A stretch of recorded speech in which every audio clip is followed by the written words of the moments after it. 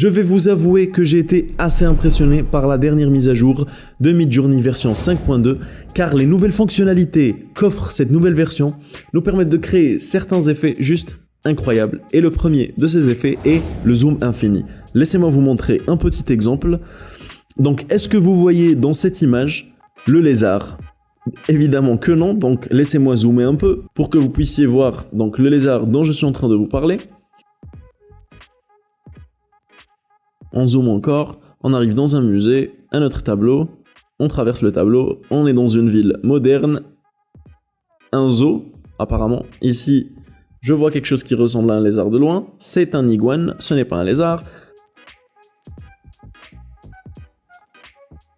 Et voici le lézard dont j'étais en train de vous parler, et je peux zoomer jusque là. Donc vous voyez cet effet de zoom infini. Nous avons traversé différentes images, regardez, je peux reculer là, et jusqu'au début, et voilà. C'est juste incroyable, c'est un effet, mais ça ne s'arrête pas là. Dans cette nouvelle fonctionnalité, vous pouvez aussi créer un autre effet, qui est d'avoir donc un personnage consistant, donc le même personnage dans différents scénarios. Je vais vous montrer un petit exemple d'une vidéo que j'ai créée, et ça donne ça.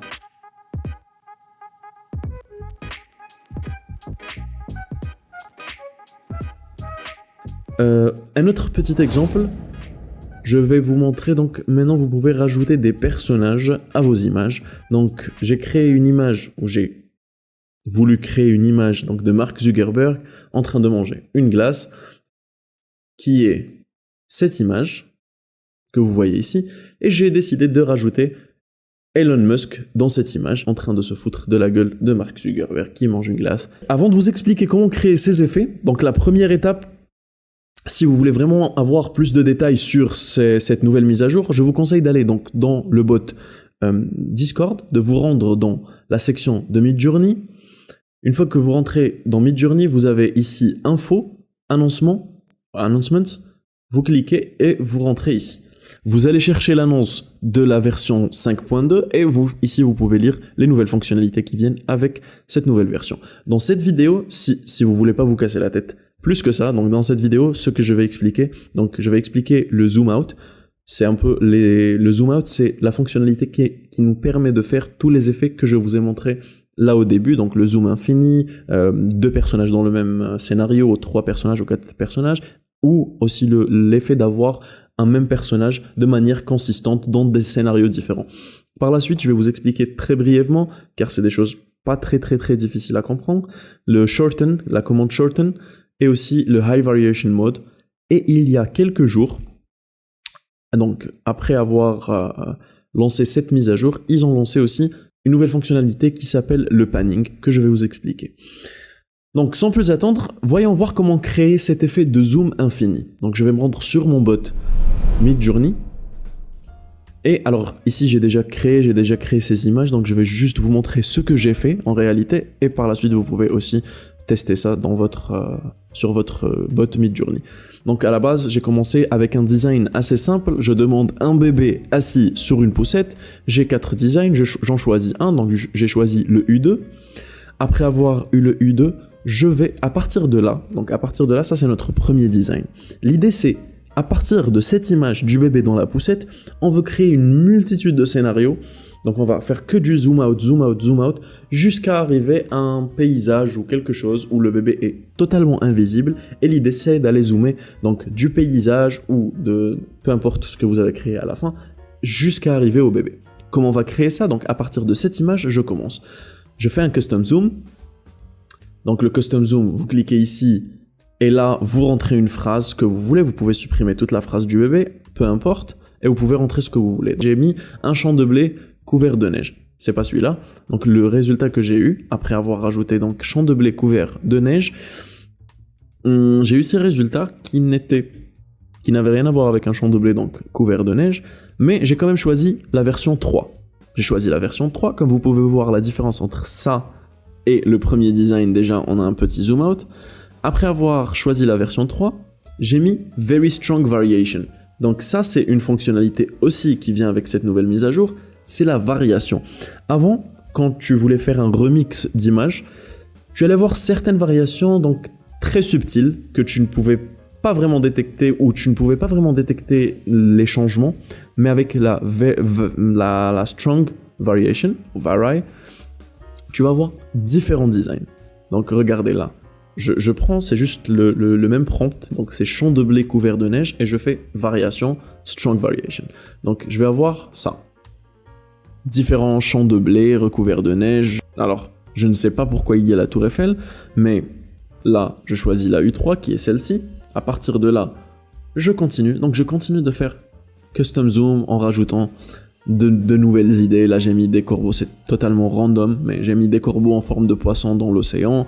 Et j'ai eu ça, j'ai choisi la U2 qui est celle-ci. À partir de là, j'ai fait un zoom out sans forcément faire de... J'ai rien rajouté, j'ai juste fait un zoom out, je voulais avoir un plan un peu plus éloigné. J'ai eu un plan plus éloigné, j'ai choisi la version 2, qui est celle-ci. Puis, à partir de là, je rajoute, donc je fais un autre custom zoom, et je mets un bus volant. Donc j'ai d'autres designs qui apparaissent, je choisis la U4, qui est celle-ci. Donc gardez en tête que là au fond, il y a un bébé dans une poussette, qu'on ne voit pas, mais... Donc je choisis la U4, à partir de la U4 je fais un autre custom zoom, j'écris toile de peinture dans un musée, et là, donc je continue de faire ça jusqu'à être très très loin donc du bébé. Mais vous avez compris le concept, l'idée ça va être de créer plusieurs images avec un zoom out, avec différentes idées. Vous pouvez laisser votre créativité vous guider dans ce processus. Alors, l'idée c'est... Vous allez enregistrer à chaque fois, vous allez enregistrer l'image que vous avez choisie avant de lui faire le custom zoom à la fin. Mais peu importe, cette image, vous allez l'enregistrer. Celle-ci aussi, celle-là aussi, celle-ci, jusqu'à arriver à l'image du premier bébé. Par la suite, on va faire une combinaison de toutes ces images dans un logiciel de vidéo editing pour avoir cet effet de zoom out ou de zoom in, donc comme si qu'on allait donc du bébé vers la toile de peinture ou de la toile de peinture jusqu'au bébé. Je ne vais pas vous montrer dans cette vidéo le tutoriel complet de comment utiliser un autre logiciel de vidéo editing parce que ça va prendre beaucoup de temps. Je vais laisser ça pour la prochaine vidéo que je vais dédier uniquement à vous enseigner comment faire donc cet effet zoom out. À partir de cet effet, je vais passer au second effet donc que je vous avais montré, donc celui de la fille. Mon premier concept, ou mon premier design était une jolie femme rousse. Donc j'ai eu ces propositions, j'ai choisi la version 3, et à partir de là, donc à partir de cette image, vous allez créer vos différents scénarios. Vous allez choisir Custom Zoom, toujours, et vous allez écrire à chaque fois, donc ici j'ai choisi Custom Zoom, et j'ai écrit assise dans une plage. C'est pas vraiment une plage, mais on peut voir la mer à côté. Je choisis encore une fois la U1 et je vais sauvegarder cette image. Donc ça c'est mon dernier résultat de cette femme dans une plage, par exemple. Je reviens à la première image qui est toujours en zoom, et je fais un autre custom zoom, donc ça va dézoomer, puis ça va rajouter le paysage ou ce que je veux avoir. Et là je mets dans un musée. Et je vais continuer à faire la même chose, une fois dans un musée, une fois donc dans un match de basketball, une autre fois donc dans une jungle, dans une guerre médiévale, et dans plusieurs choses. Donc voilà. À partir de là, vous allez aussi prendre toutes ces images et les mettre dans un logiciel de vidéo editing, et vous allez utiliser une option très simple pour avoir l'effet de cette vidéo que je vous ai montré.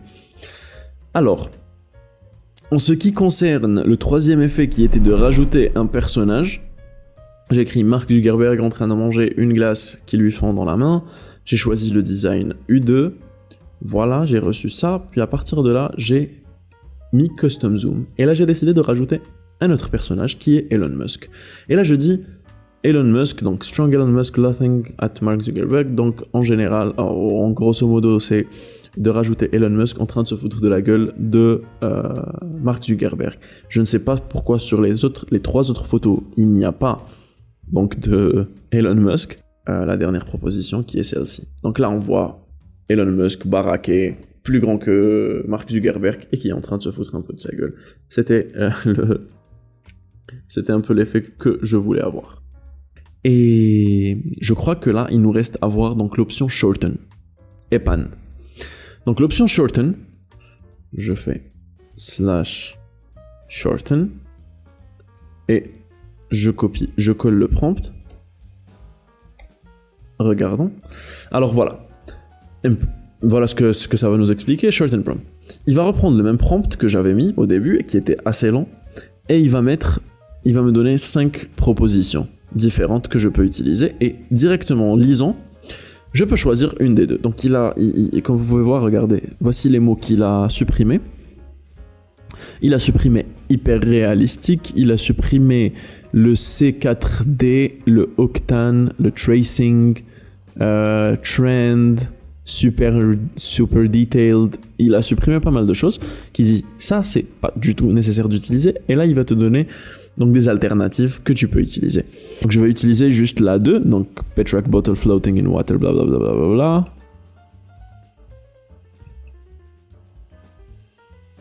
Et on va voir le résultat. Je trouve ça un peu beaucoup plus efficace, et puis voilà, les résultats sont bien, sont meilleurs, sans pour autant utiliser autant de mots, autant de choses. Donc Shorten vous aide aussi à avoir des prompts un peu plus simplifiés. Voilà, je ne sais pas si personnellement je vais souvent l'utiliser. Je suis assez satisfait avec les résultats que je reçois en général, mais bon. Il nous reste donc la dernière option que nous n'avons pas explorée, qui est la pan, ou le panning, que vous pouvez très bien aller lire donc les effets que ça crée, mais je vais vous l'expliquer en 2 secondes. Le panning, c'est ces flèches-là que vous voyez. Donc vous allez décider d'étendre votre image sur un plan. Si je clique sur la flèche gauche, cette même image va s'étendre sur le côté gauche, et par exemple ce monsieur va se retrouver ici. Je ne sais pas si vous avez compris, mais nous allons voir l'exemple directement. Voilà. Donc regardez, ça c'est le résultat final. Nous avons étendu cette image qui était à la base juste ce carré à partir de là. Et maintenant nous avons plus ça.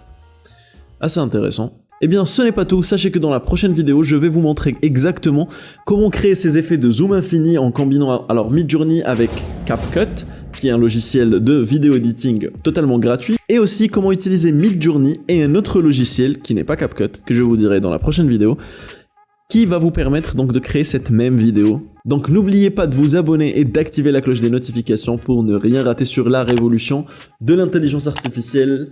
À la prochaine, ciao!